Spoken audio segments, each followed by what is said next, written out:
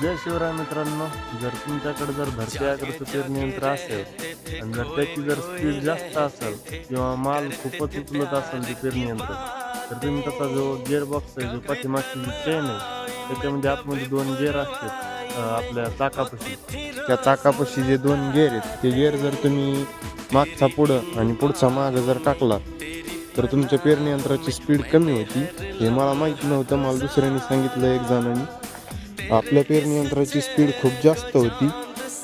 ज्यावेळेस आपण ही जी पेटी आहे, ही समोरून पेटी आपण ज्यावेळेस 4 वर ठेवत होतो, त्यावेळेस आपली 1 एकरमध्ये 40 किलोची बॅग पडत होती गव्हाची. आता आपण 8 वरती ठेवतो तर 40 किलोची बॅग गव्हाची पडती. म्हणजे डबलच फरक पडतो.